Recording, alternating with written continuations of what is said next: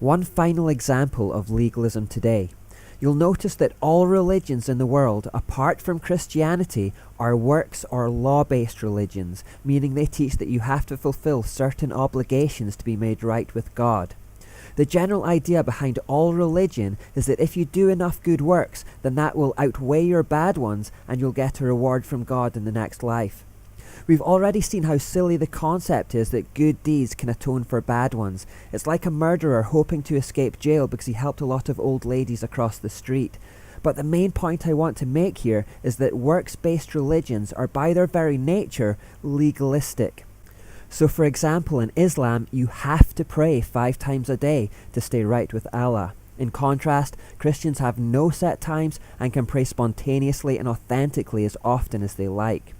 Muslims can only eat halal meat, but Christians can eat anything with a clear conscience and thanksgiving. Muslims must fast during the month of Ramadan. Christians can fast as often as they like as the spirit moves them or as the situation requires. Islam says you have to make a pilgrimage to Mecca. Christianity has no such rule, although our love of Jesus makes us intrigued to see where he lived and preached.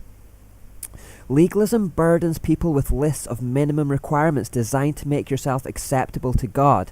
Freedom under the law of Christ, on the other hand, says your good works can't make God love you any more or any less than he already does. He already loves you so much that he died on a cross for you. All that's left for you to do is love him authentically, spontaneously, and extravagantly in return. A relationship with Christ stands alone as something completely different to religion. Religion is the story of man trying to work his way towards God. Christianity is the story of how God has already reached down to man, fulfilling all requirements on our behalf and offering us a free gift of grace. Jesus has taken the burden off our shoulders and nailed them to the cross. I was watching the news recently where a reporter was explaining what life had been like in Afghanistan under the Islamic Taliban regime. He said that because of their severe legalism, no one in Afghanistan was allowed to sing or dance, music was banned, people were bizarrely banned from having photographs of living things, and they weren't allowed to play any form of sport. I also saw that in Somalia, the national football team still have to play their matches in secret because the Muslim group Al-Shabaab threaten to kill those who play the game, believing it to be a tool of the devil. They won't even tolerate it being watched on TV. That's an example of the heavy oppression of legalism, and you'll find it in all religions to some extent, apart from genuine spirit-filled Christianity. That is why we Christians sometimes object to Christianity being labelled a religion and insist on calling it a relationship with God instead.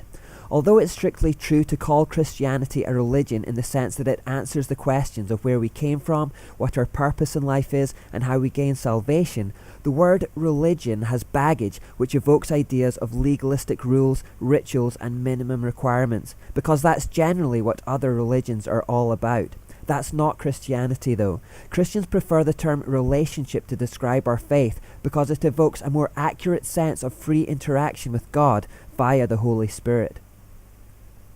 This is also why we Christians don't believe in mantras, vain repetition, dead ritual, liturgy, and set prayer books. Saying endless Hail Marys in an attempt to absolve sins has no use for us. Do you speak to your friends by repeating words endlessly? No? Then why a living God?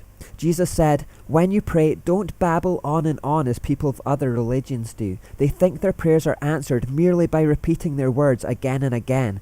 Don't be like them. We are after truth, authenticity, deep relationship, and spontaneous worship. We want to engage with God as the living being that he is. John Eldridge wrote, there are no formulas with God, period. So there are no formulas for a man who follows him.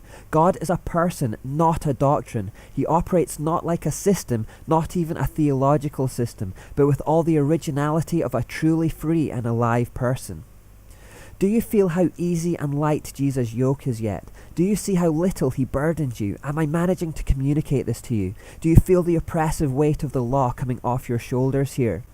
Jesus doesn't force you to meet mountains of rules. Instead, he gives you freedom and then says, use that freedom to love others like I love you. And that is all.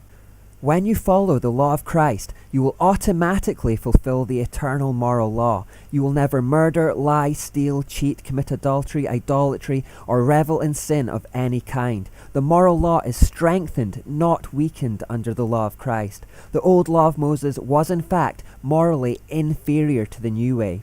And what is more, you now have freedom to use neutral things for His glory. You can use your freedom in things like money, food, drink, musical instruments, clothes, days, seasons, years, and holidays to do the best you can for God. Indeed, everything you think, say, and do will automatically start to align with God's will. And as you follow the leading of the Holy Spirit, your conscience will be sharpened, your desires will change, and you will start to be transformed into a new person. You will be sanctified.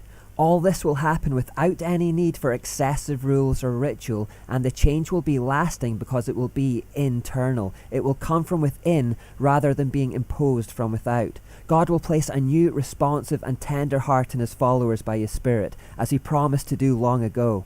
We are indeed called to live under the Spirit, not under the law. Stay free.